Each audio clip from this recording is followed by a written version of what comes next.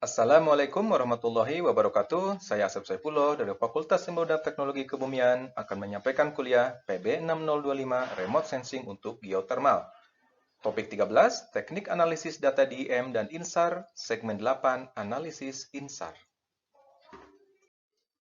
Pemrosesan PLT de-INSAR berikutnya adalah pass unwrapping. Pass unwrapping merupakan proses untuk menghilangkan ambiguitas fase dari nilai jumbai atau fringes yang berulang atau wrapping. Pada interprogram unwrapping, nilai fase deformasi tidak lagi berupa siklus dengan nilai berada antara 0 dan 2pi, tetapi menerus dari nilai terendah sampai tertinggi. Proses unwrapping dalam Snap memerlukan bantuan perangkat lunak open source lain, yaitu SNAPU, atau Statistical Cost Network Flow Algorithm for Pass Unwrapping, yang berjalan pada sistem operasi Linux. Dalam pengaturannya, bisa dipilih metode Statistical Cost Mode untuk menghasilkan deformasi yang menerus atau unwrap.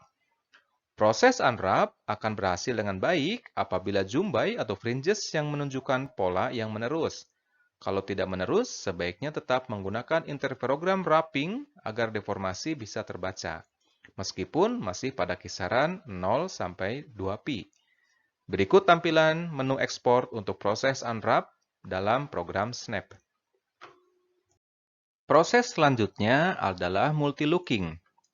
Proses ini pada prinsipnya adalah melakukan kompresi terhadap data dalam level single look complex atau SLC agar fokus citra bertambah tinggi. Tetapi memiliki konsekuensi menurunkan resolusi spasial. Proses multilooking akan menghasilkan citra dengan sedikit draw dan memberikan kenampakan morfologi yang lebih jelas dari sebelumnya. Besar faktor multilooking disesuaikan dengan kebutuhan resolusi dan kejelasan citra yang akan dihasilkan. Dalam proses de-INSAR, membutuhkan resolusi spasial tinggi sehingga angka multilooking dibuat tidak terlalu besar. Berikut tampilan multilooking interferogram untuk perangkat lunak Snap. Proses selanjutnya adalah geocoding interferogram. Proses geocoding dilakukan untuk mengoreksi geometri citra dalam slant range menjadi geometri permukaan tanah atau dalam ground range.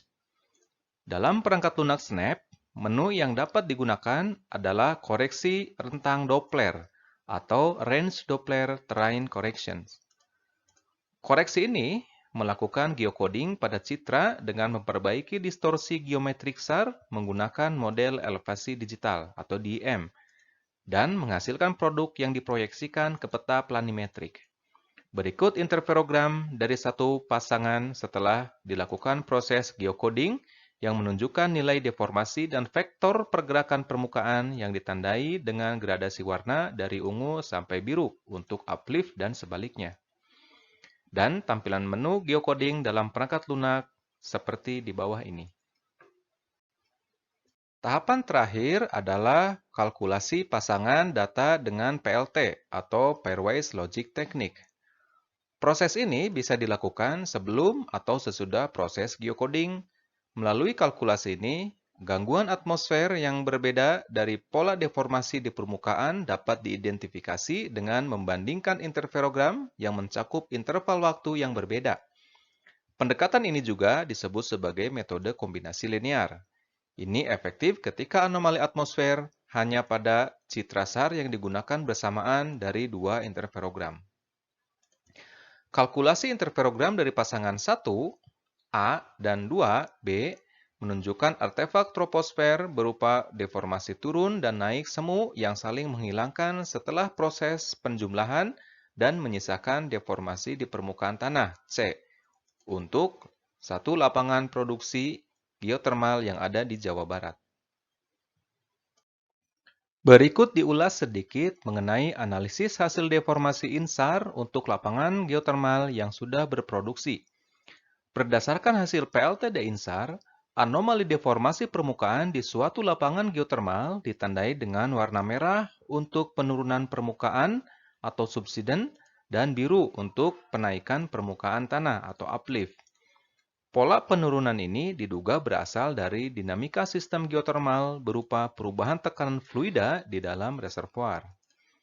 Pola kenaikan permukaan di bagian selatan diduga dikontrol oleh keberadaan struktur geologi serta injeksi air bertekanan yang masuk ke reservoir.